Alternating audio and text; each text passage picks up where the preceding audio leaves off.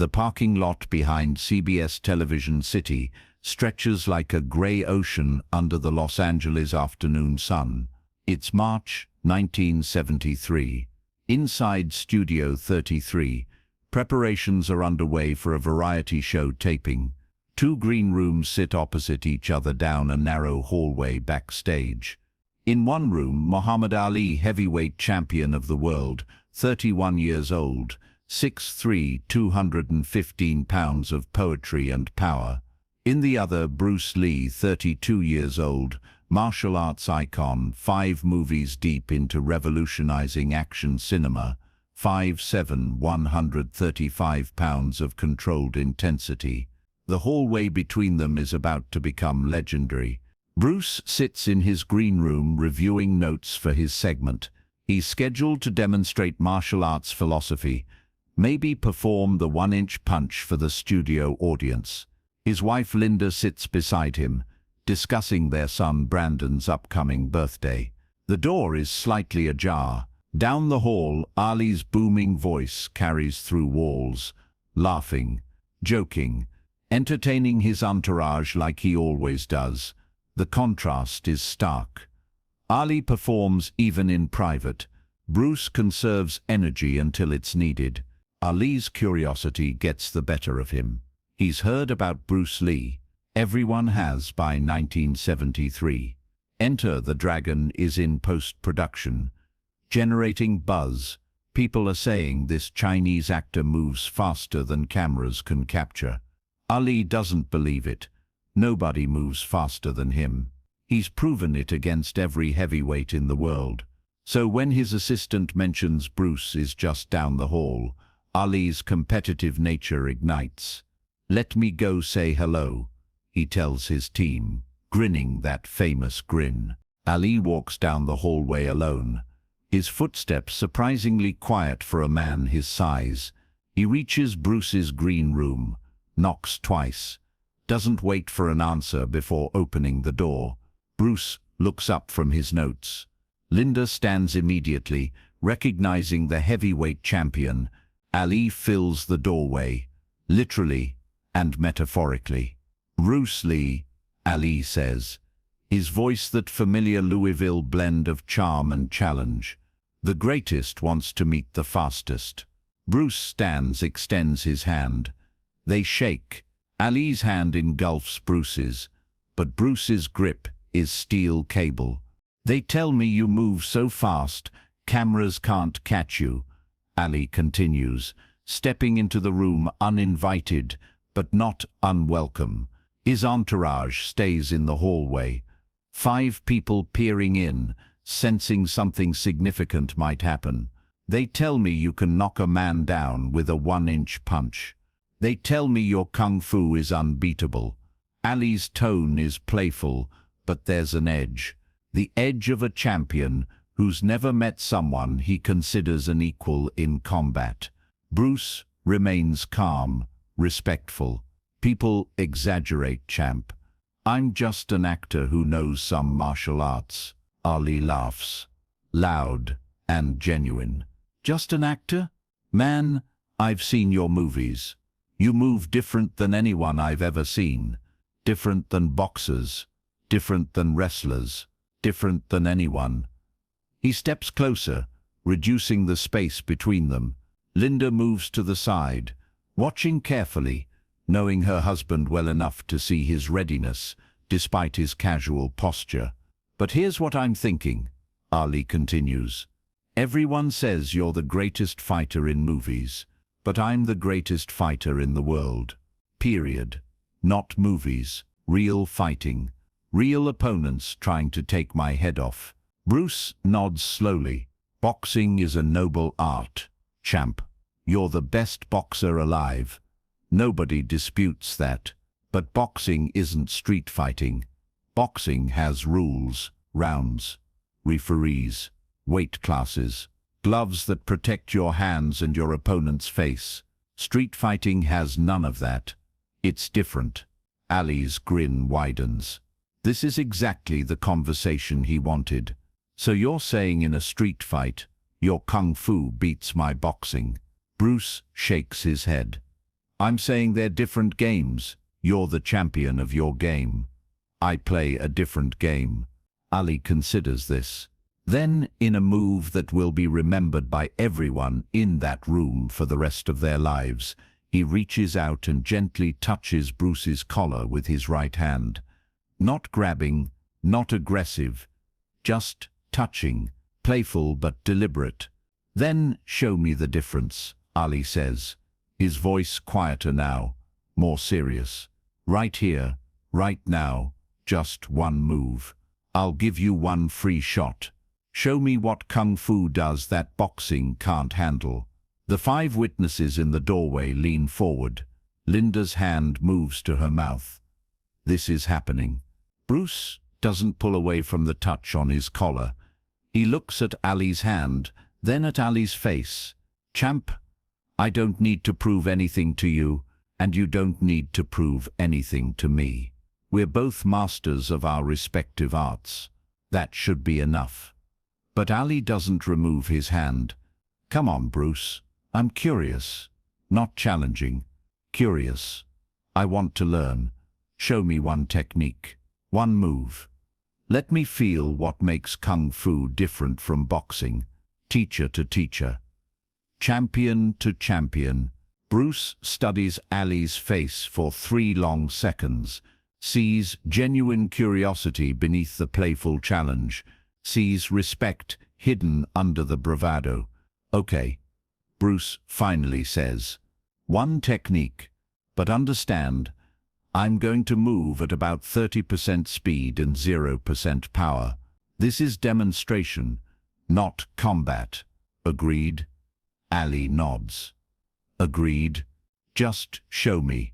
His hand remains on Bruce's collar, light contact, waiting to see what happens next. The room holds its breath. 2 legends, different disciplines, about to exchange knowledge in the most direct way possible.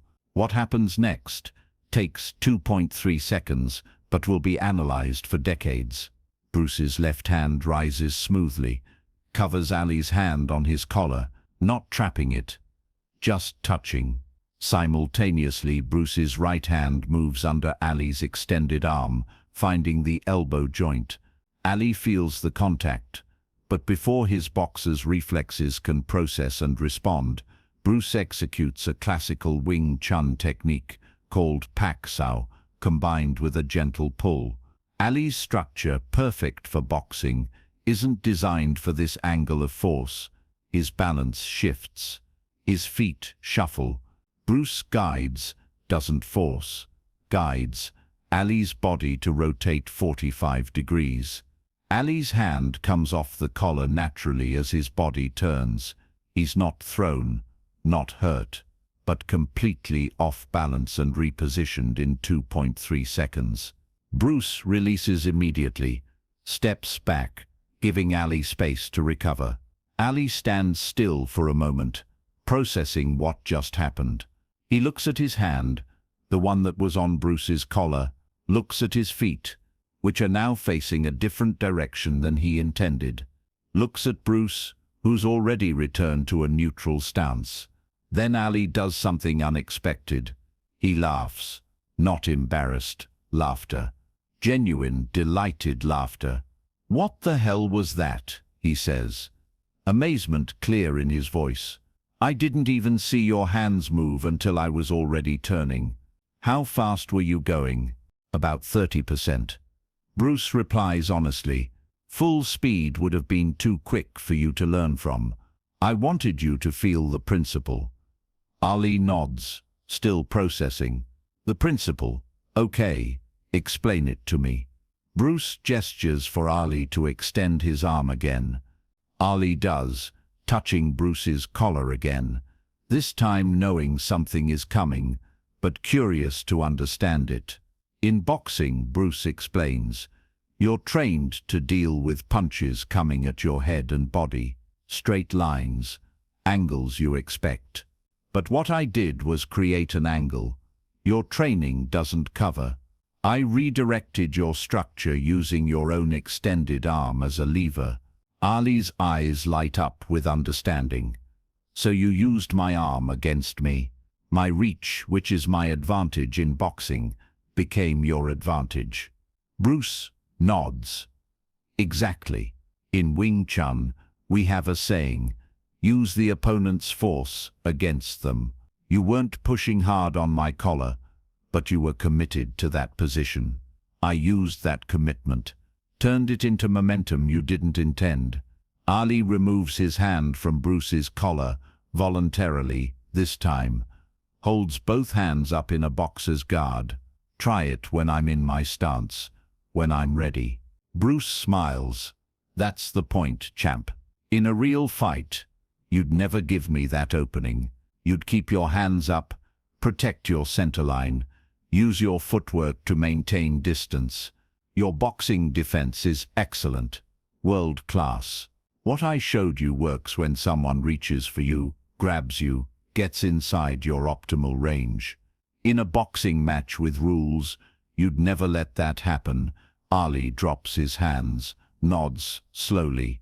So you're saying in the ring with boxing rules, I win.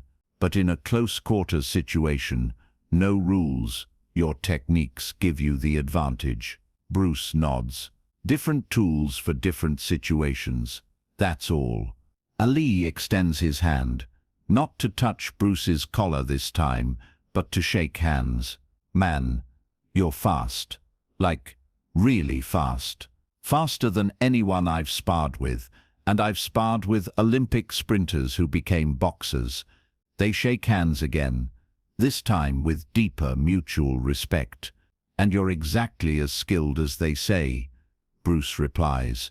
Your footwork, your hand speed, your understanding of distance, it's perfect for boxing.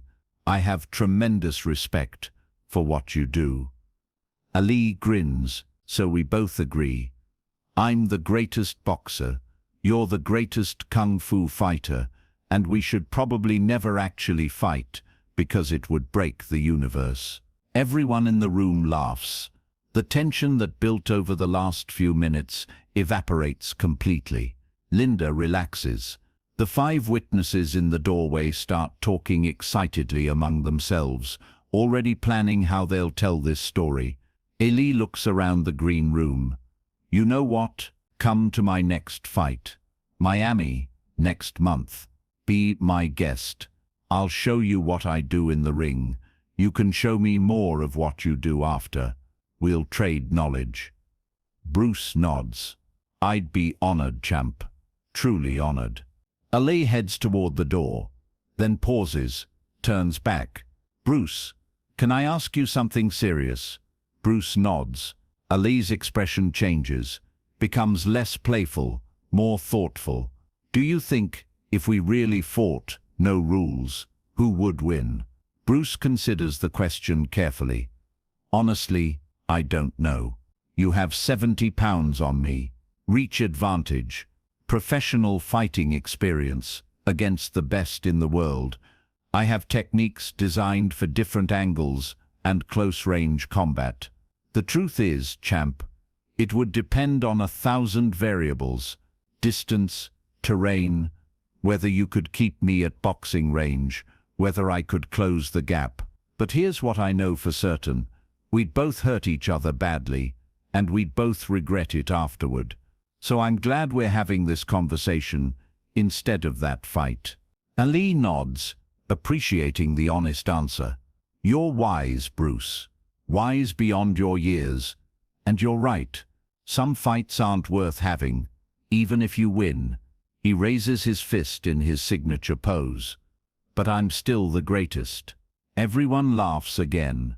Bruce raises his fist too, mimicking Ali's pose. The greatest boxer, Bruce clarifies.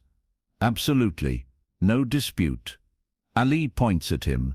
And you're the greatest kung fu fighter. No dispute from me either. They bump fists, a moment of pure mutual recognition between two men who've both dedicated their lives to combat mastery. Ali leaves, his entourage following, already asking him what happened. His voice carries down the hallway. That Bruce Lee is something else, man. Fast, really fast. Bruce sits back down, and Linda looks at him with an expression mixing pride and relief. "That could have gone very differently," she says. Bruce nods. "It could have. But Ali isn't stupid. He didn't come here to fight. He came to understand. And now he does. We both do." The TV show taping happens an hour later. Bruce performs his demonstration. Ali does his interview segment. They wave to each other from across the studio. 60 years later, people still talk about the day two legends met backstage and chose respect over ego, curiosity over combat, and mutual admiration over the need to prove who was greatest. Because they both were, just in different ways.